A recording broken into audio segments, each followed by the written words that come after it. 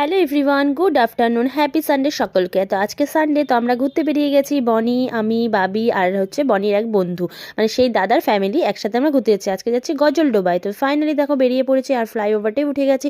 এই ফ্লাইওভারটা হওয়ার কারণে আমাদের রাস্তাটা অনেকটাই শর্ট হয়ে যায়। আর এই দেখো ফরেস্টের মধ্যে চলে এসেছি। ফরেস্টটা আমার ভীষণ ভালো লাগে।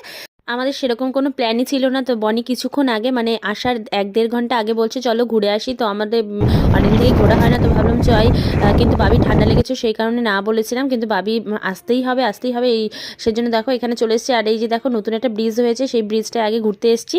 এখানে প্রচুর ভিড়, মানে এই ব্রিজ দেখার জন্য এখন সবাই আসে। তো অনেক দিন থেকে এখানে আসা হয় না। ব্রিজ হওয়ার পরে মানে ফার্স্ট টাইম আসলাম। আর ফার্স্ট টাইম স্কুটি করে, সবসময় কিন্তু গাড়িতেই আসি। তো ফার্স্ট টাইম মানে কোথাও আসলাম যে স্কুটি করে। তারপরে যে এখানে খেয়ে নিলাম, অনেক পকোড়া টোকোড়া খেয়ে নিলাম। তারপরে একটু বাজার করে নিলাম, বাজার বলতে কুল।